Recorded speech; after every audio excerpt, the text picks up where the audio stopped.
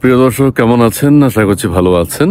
একটা চমৎকার লোকেশনে দাঁড়িয়ে আছি। আমার পেছনে একটা বিরাট লেক আপনারা দেখতে পাচ্ছেন। এখানে দাঁড়িয়ে কিছু কথা বলতে চাই। কথাগুলো হচ্ছে আয়নাঘর, গুম কমিশন, তারপরে গুম, হত্যাকাণ্ড, নির্যাতন, এগুলো নিয়ে কিছু কথা বলতে চাই। আচ্ছা, কেউ কি আয়নাঘর যে বলা হয় আয়নাঘর দেখেছে? এই অন্তর্বর্তীকালীন সরকার আয়নাঘর কি দেখাতে পেরেছে? তারা যখন ক্ষমতায় আসে ৬-৭ মাসের মধ্যেও আয়নাঘরের কোনো অস্তিত্ব তারা খুঁজে পায়নি। শেষে কিছু কিছু রুম দেখিয়েছে, এগুলো সব মেকিং, নাটক। এই যে গুম করা হয়েছে বিগত সরকারের সময় বলা হয়, এই যে আয়নাঘরে রাখা হয়েছে, আয়নাঘরের যে নির্যাতনের কথা আমরা তাদের মুখে শুনেছি, তাদের মুখে শুনি বা এখনো শুনছি। এটা কি মনে হয় আয়নাঘরে এইরকম নির্যাতন করলে পরে একজন মানুষ ভালো থাকতে পারে, সুস্থ থাকতে পারে? আমরা ব্রিগেডিয়ার আজমিকে কিভাবে দেখছি? তিনি খুব সুস্থ, স্বাস্থ্যবান, ভালোই আছেন। চেহারা শুরুতে আগের চেয়ে সুন্দর হয়েছে। আমরা এই যে আবুল কাশেম সাহেবের ছেলে ব্যারিস্টার আরমান, তাকে কি দেখতে পাচ্ছি তিনি মৃত্যুর সাথে লড়ছেন? এরকম কি দেখতে পাচ্ছি আমরা? আয়নাঘরের যে নির্যাতন আমরা শুনি, তাতে তো একজন মানুষকে এইভাবে পাওয়ার কোনো কথা না। সালাউদ্দিন কাদের চৌধুরীর ছেলে হুম্মাম কাদের, তিনি কি খুব করুণ অবস্থায় আমরা তাকে দেখেছি? না, দেখি নেই। তারা খুব ভালোই আছেন, সুস্থ ছিলেন। কেউ কেউ বলছেন তারা বিদেশে ছিল, তারা নিজেরাই গুম হয়ে গেছে। আমাদের মুফতি মহিবুল্লাহ যেরকম গুম হয়েছেন, নিজেকে নিজে গুম করে ফেলেছেন, অপহরণ করে ফেলেছেন। এরকম ব্রিগেডিয়ার আজমি কেউ বলে লন্ডনে ছিলেন, তাকে কোথাও খুঁজে পাওয়া যায়নি। আবুল কাশেম সাহেবের ছেলে ব্যারিস্টার আরমান, কেউ কেউ বলা হয় তিনি পাকিস্তানে ছিলেন। আচ্ছা, এগুলোর বিশ্বাসযোগ্যতা কেউ কোনোদিন খুঁজে পায়নি। আয়নাঘর নামে কিছু নেই, গুম নামে কিছু হয় নাই। ইলিয়াস আলী গুম হয়েছে এটা বলা হয়, ইলিয়াস আলীকে হত্যা করা হয়েছে এটা আমরা জানি, এখনো কনফার্ম হওয়া যায়নি। তাকে কে গুম করেছে, আবার মীর জাব্বাস সাহেবের বক্তব্যে আমরা অন্য জিনিস শুনতে পাই। ঠিক আছে, কাজে কারা গুম করেছে, কারা আয়নাঘরে রাখে, আমি যে কথাটা এখন স্পষ্ট করতে চাই সেটি হচ্ছে জয়েন্ট ইন্টারোগেশন সেল। তাকে যেখানে জিজ্ঞাসাবাদ করা হয়, ক্রাইম যারা করে, ক্রিমিনাল যারা, তাদেরকে জিজ্ঞাসাবাদ করা হয়, সেটার জন্য একটা সেল থাকে। বাংলাদেশে অতীতে ছিল, বর্তমানেও আছে, ভবিষ্যতেও থাকবে। পৃথিবীর সব দেশে আছে। ক্রিমিনালি করে যারা, ক্রাইম করে যারা, তাদেরকে একটা বিশেষ জায়গায় রাখা হয়, সেটার নাম হচ্ছে জয়েন্ট ইন্টারোগেশন সেল। আমাদের যারা ক্রাইম করেছে তাদেরকে ওই সেলে রাখা হয়, সেখানে বিশেষভাবে তাদেরকে জিজ্ঞাসাবাদ করা হয়। ঠিক আছে, ওই সেলটাকেই এরা গুম বলেছে। এরা বলতে থাকে যে আয়নাঘর, তাকে নির্যাতন করা হয় ওখানে রেখে, বিশেষভাবে নাম দিয়েছে। কিন্তু না, এটা হচ্ছে জয়েন্ট ইন্টারোগেশন সেল। এখানে যে কোনো দেশে যেই কাউকে ক্রিমিনাল, যেমন আমরা যদি ইয়ের কথা বলে থাকি, কর্নেল হাসিন অবশ্য বলেছেন তাকে জয়েন্ট ইন্টারোগেশন সেলে রাখা হয়েছে, তাকে গুম করা হয়নি, বা আয়নাঘর নামক যে বক্তব্যটি দেওয়া হয় সেখানে রাখা হয়নি। কিন্তু আমাদের ধারণা তাকে গুম করে ফেলা হয়েছে, আয়নাঘরে রাখা হয়েছে। না, জিজ্ঞাসাবাদের জন্য। তিনি কি করেছেন, তিনি 2010-12 এরকম সময়ে র্যাবে ছিলেন, এবং র্যাবের বিশেষ বাহিনী হিসেবে তিনি প্রচুর অন্যায় করেছেন।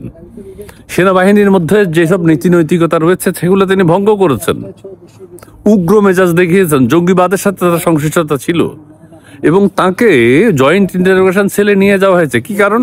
তিনি বিএনপির একজন নেতাকে মেরে ফেলেছেন। ঠিক আছে, তিনি আরো ক্রাইম করেছেন, তিনি একজনকে হাতুড়ি দিয়ে পিটিয়ে মেরে ফেলেছেন।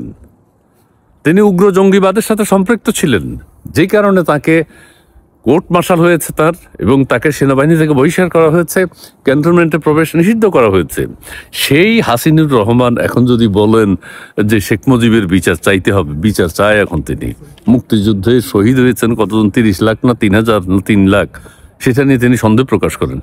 তিনি একজন উগ্র বদমেজাজ, এবং তিনি কি চরিত্রের, কি নেচারের এখন নিশ্চয়ই দেশবাসী টের পাচ্ছে। সেনাবাহিনী থেকে 2-1 যারাই অবসরপ্রাপ্ত হন বা তারা যখন কথা বলেন, আমরা দেখি যে তারা পাকিস্তানপন্থী ম্যাক্সিমাম, এবং জঙ্গিবাদের কথা বলেন, সবসময় বলে থাকেন, যেটি একদম অনুচিত।